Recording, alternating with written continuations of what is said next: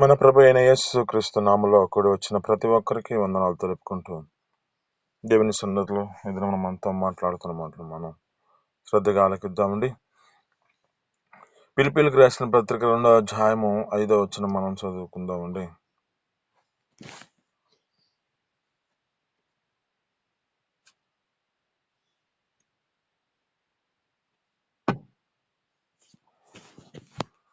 పిలిపిలికి రాసిన పత్రిక 2వ అధ్యాయము 5వ వచనం.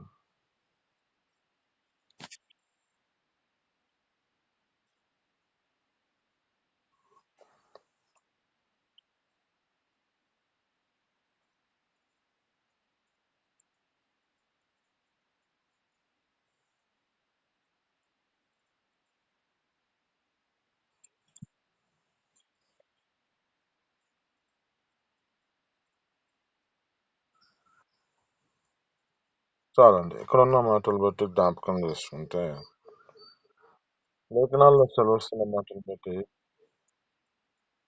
క్రీస్తు యేసునకు కలిగిన మనసు మీరును కలిగి ఉండండి అంటున్నారు. అంటే ఇక్కడ ఉన్న మాటను బట్టి దేవుని యొక్క సన్నిధిలో మన సిస్టర్ గారు మ్యూట్.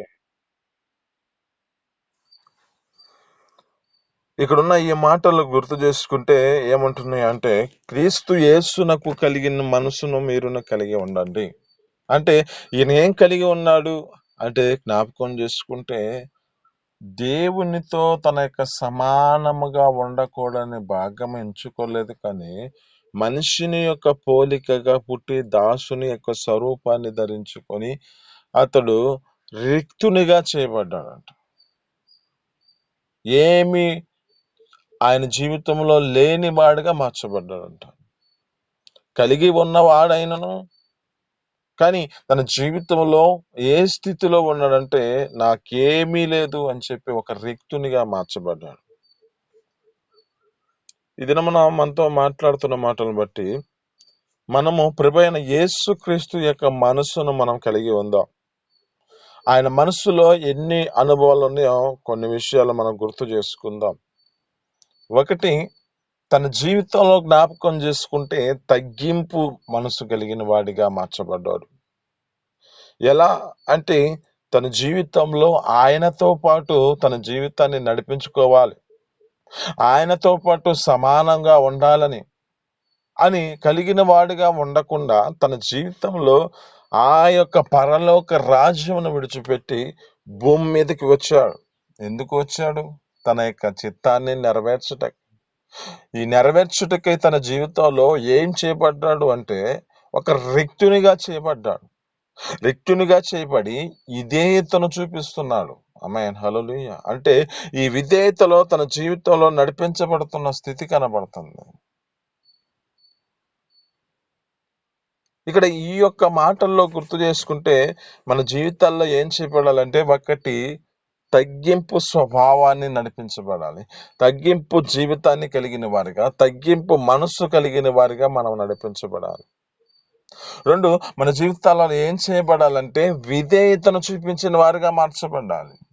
ఏ విధేయత చూపించాడు ఈయన? ఈ యొక్క స్థితిని గుర్తు చేసుకుంటే, దేవుడు లోకాన్ని ఎంతగా ప్రేమించాడో తన అద్వితీయ కుమారుని యందు విశ్వాసముంచు ప్రతివాడు నశింపక నిత్య జీవం పొందాలని ఉద్దేశించి ఉన్నాడు కదా. అంటే ఇక్కడ ఎవరు త్యాగం చేశారు? దేవుడు లోకాన్ని ప్రేమించాడు, కానీ ఇక్కడ ఎవరును తీసుకొచ్చాడు అంటే ప్రభువైన యేసుక్రీస్తుని కిందకు తీసుకొచ్చాడు. ఈయన కిందకు వచ్చిన స్థితిని గుర్తు చేసుకుంటే ఆయన ఎందుకు ఇలా వచ్చాడు అంటే ప్రభువైన యొక్క తండ్రి అయిన దేవుని యొక్క చిత్తమును నెరవేర్చడానికి ఆయన మాట ప్రకారం భూమి మీదకి వచ్చాడు. ఆమేన్, హల్లెలూయా.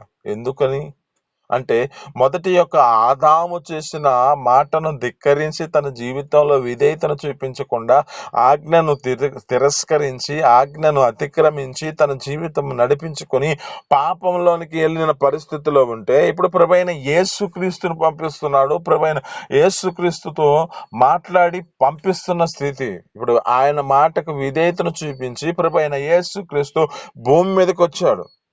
భూమి మీదకి వచ్చిన దేవుడు విధేయతను చూపించి తన జీవితంలో నడిపించబడుతున్న స్థితి కనబడుతుంది. ఆమేన్, హల్లెలూయా. ఒకటి, తగ్గింపు మనస్సును కలిగిన వాడిగా ఉన్నాడు. 2, విధేయతను చూపించిన మనసు కలిగిన వాడిగా మార్చబడ్డాడు. 3, జ్ఞాపకం చేసుకుంటే ఆయన జీవితం ఎలాంటిది అంటే దీన మనస్కుడు. అతడు దీన మనస్కుడై తన జీవితంలో నడిపించబడుతున్న వాడిగా కనపడతాడు. లేఖనాలు చదువుతున్న మాటలు బట్టి జ్ఞాపకం చేసుకుంటే ఇతని యొక్క అనుభవంలో ఏం కలిగి ఉన్నదంటే ఒక దీన మనస్సు. తన యొక్క జీవితంలో ఆ స్థితిలో గుర్తు చేసుకుంటే ఆయన ఏం చేస్తున్నాడంటే ఒక గాడిద పిల్ల మీదగా వస్తున్న సమయం అది. అంటాడు లేఖనాలు చదువుతున్న మాటలు బట్టి, నీ రాజు దీనుడై సాత్వికుడై ఒక గాడిద పిల్లని ఎక్కువ వస్తున్నాడని చెబుతుంటది కదా సబ్జెక్ట్, జ్ఞాపకం చేసుకుంటే. అంటే ఈయన మన కొరకు ఏం చేస్తున్నాడంటే ఒక దీన స్థితిలో తన యొక్క దీన మనస్సుకడై సాత్వికమైన మనసుతో ఆ యొక్క వ్యక్తి నడిపించబడుతున్న వాడిగా కనపడుతున్నాడు. ఇది నీతో మాట్లాడుతున్న మాటలు బట్టి ఆయన ఎలాంటి దీన మనసుకు నడిపించాడో, ఎలాంటి సాత్వికమైన మనసు చేత నడిపించబడ్డాడో అలాంటి స్థితిలో మన జీవితాలు కూడా నడిపించబడాలి. 3వ అనుభవాన్ని జ్ఞాపకం చేసుకుంటే ఇలాంటి దీన మనసు, సాత్వికమైన మనసును మనం నేర్చుకుందాం. 4వ అనుభవం ఏమిటంటే అతడు శ్రమ పడిన మనస్సు. అతని జీవితంలో ఎంతగా శ్రమ పెట్టబడ్డాడో కనపడుతుంది. అంటే ఆ శ్రమలో తన జీవితాన్ని, మనస్సును తన జీవితంలో ఒక నిలకడ కలిగిన వాడిగా నడిపించబడ్డాడు. మన జీవితాలైతే ఒక శ్రమ వస్తే, ఒక బాధ వస్తే, ఇక ఈ బాధ చాలయ్యా, ఈ వేదన చాలయ్యా అనే పరిస్థితులు ఉంటది. కానీ అతని జీవితంలో జ్ఞాపకం చేసుకుంటే శ్రమ కలిగిన వాడిగా, మనస్సు కలిగిన వాడిగా నడిపించబడ్డాడు. ఆ శ్రమలో కూడా తన మనస్సును అణుచుకుంటూ తన యొక్క జీవితంలో ఎలాంటి కృంగిన స్థితిలో ఉండదు. అందుకే కదా లేఖనాలు చదువుతున్నా, శ్రమ దినమున నువ్వు కృంగిన ఎడల నువ్వు చేతగాని వాడు అవుతుంటావు. అంటే ఈ శ్రమలో మన జీవితాలు ఏం చేయబడాలంటే ఆ శ్రమల గల మనస్సులో మన జీవితాలు, ఆ శ్రమలో కూడా మన జీవితాలు నడిపించబడాలి. లేఖనాలు చదివేస్తుంటాయి. హెబ్రీయులకు రాసిన పత్రికలో అంటాడు, ఏమంటాడంటే ఆయన శోధింపబడ్డాడంట. శోధించబడిన స్థితిలో ఉండి కూడా ఆయన ఏం చేసిందంటే శోధించబడిన వారికి కూడా సహాయకుడిగా ఉన్నాడంట. అంటే అంత మనస్సు కలిగిన వాడిగా ఉన్నాడు. అంటే శ్రమ కలిగిన వాడిగా మనసులో ఉన్న తన జీవితంలో శోధించబడుతున్న వారు, ఆ శ్రమలో నిలబడిన వారి యొక్క జీవితాలలో వారికి సహాయకుడుగా ఉన్నాడు. అందుకే కదా లేఖనాల్లో చదువుతున్న మాటలు బట్టి ఆయన వాక్కుల ద్వారా ఆ మాటలు బట్టి నీ వాక్యమే నా జీవితంలో శ్రమ దినమున నా జీవితంలో నెమ్మది కలుగజేసింది అంట. అయితే మన జీవితాలలో ఏం చేయబడాలంటే ప్రభువైన యేసుక్రీస్తు శ్రమ పడిన పిమ్మట ఆ యొక్క జీవితంలో ఎలాంటి ఒక ఉన్నతమైన స్థితికి వెళ్ళాడో కనపడుతుంది. మన జీవితాల్లో కూడా అలాంటి శ్రమలను కూడా మనం అనుభవించవలసిన మనసును మనం కలిగిన వారు మార్చబడాలి. 5వదిగా మన జీవితాలు ఏం చేయబడాలంటే పవిత్రమైన మనసు, పరిశుద్ధమైన మనసు. ఆ లేఖనాల్లో చదువుతున్న మాటలు బట్టి 1 పేతురు రాసిన పత్రిక 1వ అధ్యాయము 21వ వచనంలో ఉంటది. అంటే ఆయన అంటున్న మాటలో క్రీస్తు యొక్క మీ కొరకు బాధపడి తన అడుగు జాడలు యందు నడుచుకున్నట్లుగా మాదిరి ఉంచిపోయాడు. ఆయన ఏం చేశాడు? ఆయన పాపం చేయలేదు. ఆయన నోట ఏ కపటం లేదు. ఆయన దూషింపబడి బదులు దూషింపలేదు. తీర్పు తీర్చు దేవునికి తను తాను అప్పగించుకున్నాడు అంటుంది. అంటే ఇక్కడ మనకు కావాల్సిన మాట ఏమిటంటే ఆయన పాపం చేయలేదు, అంటే పరిశుద్ధుడు. ఆ పరిశుద్ధతలో తన జీవితాన్ని నడిపించుకున్నాడు. కనుకని ఆయన పరిశుద్ధమైన జీవితం మన జీవితాల్లో కూడా కావాలని ఒక మాదిరి ఉంచిపోయాడు. మరి మన జీవితాల్లో ఈ యొక్క ఐదో అనుభవం ఏమిటంటే, పవిత్రమైన పరిశుద్ధమైన మనస్సును మనం నడిపించబడాలి. క్రీస్తు యేసునకు కలిగిన మనసును మీరును కలిగి ఉండండి. ఎంతగా చూస్తున్నాడు మనకి. ఈ మాటను బట్టి, ఒక మనిషి కలిగి ఉన్న ఆ స్థితిని బట్టి ఒక మనిషి ధైర్యంగా చెప్పగలుగుతున్నాడు ఒక వ్యక్తి. అలాంటి స్థితిలో తన జీవితాన్ని నడిపించుకున్నాడు కనుకనే ఆ యొక్క ప్రభువైన యేసుక్రీస్తును కలిగిన మనసును అతడు కూడా కలిగి తన జీవితంలో అలాంటి స్థితిలో ఉన్నాడు కనుకనే ఒక మాట ధైర్యంతో చెబుతున్న మాట ఏమిటంటే, 1 కొరింథీయులకు రాసిన పత్రిక 11వ అధ్యాయం 1వ వచనంలో అంటాడు, నేను క్రీస్తుని పోలి నడుచుకున్న ప్రకారము మీరు నన్ను పోలి నడుచుకోనిడి అంటున్నాడు. మరి అంత ధైర్యం కలిగిన వాడిగా ఎలా మార్చబడ్డాడు అంటే, తన యొక్క అనుభవాన్ని నేర్చుకున్న వ్యక్తి ఈ యొక్క అపోస్తలైన పౌలు గారు. ఎదురు మనతో మాట్లాడుతున్న మాటలు బట్టి మన జీవితాలలో ఏం చేయబడాలంటే, ఏ మనసును మనం జీవితాల్లో నడిపించబడాలంటే, మన యొక్క మనసు తగ్గింపు మనసు,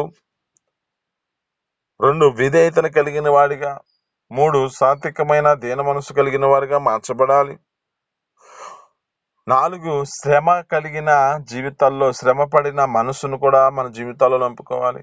అందుకే అంటాడు, క్రీస్తునందు బ్రతకను ఉద్దేశించి వారు హింస పొందుతారు. మరి ఆ జీవితాలు కూడా అలాంటి స్థితిలో ఉంటేనే ఆ దేవుని చిత్తాన్ని మనం జరిగించిన వాళ్ళుగా మార్చబడతాం. 5 మన జీవితాల్లో పవిత్రమైన మనసు, పరిశుద్ధమైన మనసును మనం జీవితాల్లో నడిపించుకోవాలి. మరి మన జీవితం అలా ఉంటుందా లేదో మన జీవితంలో జ్ఞాపకం చేసుకుందాం. కొన్ని విషయాల్లో మన జీవితాల్లో ఏ స్థితిలోకి వెళ్తున్నాయో మన జీవితాలను బట్టి అలాంటి స్థితిలోకి వెళ్దాం. మనం దేవుని యొక్క సన్నిధిలో ఆయన మనసును మన జీవితాల్లో అలాంటి స్థితిలోనికి అప్పగించుకుందాం. ఎందుకంటే ఈ లోకంలో ఉన్నవన్నీ సమస్తం వ్యర్థమైపోతాయి. ఈ లోకంలో ఉన్నవన్నీ సమస్తము నిర్మూలమైపోతాయి. కానీ ఎవడైతే దేవుని చిత్తమును జరిగిస్తాడో వాడు నిరంతరం నిలిచి ఉంటాడని చెబుతుంది. ఆ లేఖనాలు బట్టి మన జీవితాలలో ఏం చేయాలో మనకు నేర్పించిన నేర్పు, మనకిచ్చిన ఈ యొక్క పాఠం ఏమిటంటే, ఆయన మనసు ఎలా ఉందో, ఆ క్రీస్తు యేసునకు కలిగిన మనసు ఎలా ఉందో అలాంటి మనసును మన జీవితాల్లో నిలబెట్టుకోవాలి. అలాంటి మనసు మన జీవితాల్లో కలిగిన వారిగా మనం మార్చబడాలి. మన జీవితాల్లో ఇలాంటి స్థితిలోనికి మన జీవితాలు నడిపించుకుందాము గాక. ఈ మాటలు మీ వినికిడిలో దీవించి ఫలించును గాక. మిగతాది రేపు చెప్పుకుందాం. ఇక్కడ మాటలు బట్టి దేవుని యొక్క సన్నిధిలో చిన్ని ప్రార్థన. పరిశుద్ధుల జీవాధిపతి, ఆశ్చర్యకరుడ, మహోన్నతుడు, నీకు స్తోత్రాలు. మీ అపారమైన ప్రేమ చేత మీ సన్నిధిలో తండ్రి మమ్మల్ని నడిపించిన దాన్ని బట్టి నీ స్తోత్రాలు. ఇది మనం మాతో మాట్లాడిన మాటలు బట్టి నీ స్తోత్రాలు. అయ్యా, మీకు కలిగిన మనసును మా జీవితాల్లో కూడా కలిగి ఉండే కృపను మాకు దయచేయండి. మీ సన్నిధిలో పరిశుద్ధపరచండి, కృప చూపించండి. మీ లేఖనాలు సెలవిచ్చినట్లుగా మీ మనసు ఎలాంటి మనసు మాకు అయ్యా నా తండ్రి 5 స్వభావాలు మాకు తెలియజేస్తుంది. దాన్ని బట్టి నా స్తోత్రాలు. అయ్యా, తగ్గింపు మనసు కలిగిన వారిగా నీవు ఉన్నావు తండ్రి. అట్టి కృప మా జీవితాలు కూడా అనుగ్రహించండి. విధేయతను కలిగిన మనసును మాకు నా తండ్రి మీ తండ్రి కలిగి ఉన్నారు కనుక అట్టి కృప మా జీవితాలు కూడా అనుగ్రహించే సహాయం చేయండి. దీని మనసు సాధికమైన మనసు కలిగిన వారిగా ఉన్నారు కనుక అట్టి కృప మా జీవితాలు కూడా అనుగ్రహించి మీ సన్నిధిలో సహాయం చేయండి. దేవానికి వందనాలు తండ్రి. మీరు శ్రమ పడిన అయ్యా ఒక మనసుని చేత నింపబడ్డారు. అట్టి కృప మా జీవితాల్లో కూడా శ్రమలో కూడా మేము నిలిచి ఉండే కృపలు మాకు మనసును కలగ చేయండి. అలాంటి కృప మాకు దయచేయండి. అనేక స్తోత్రాలు. ఒక పరిశుద్ధమైన మనసు చేత మా జీవితాలు నడిపించుకుంటూ నీ సన్నిధిలో ఆ నిత్య రాకడకులు ఆ యొక్క నిత్య జీవార్థమైన పరలోక రాజ్యానికి వార్తలుగా చేయబడినట్లుగా కృప చూపించి సహాయం చేయమని, నీకే మహిమ ఘనత ప్రభావాలు తెచ్చుకోమని యేసు పరిశుద్ధ నామములో పొందుకొని జీవిస్తున్నాను తండ్రి. ఆమేన్.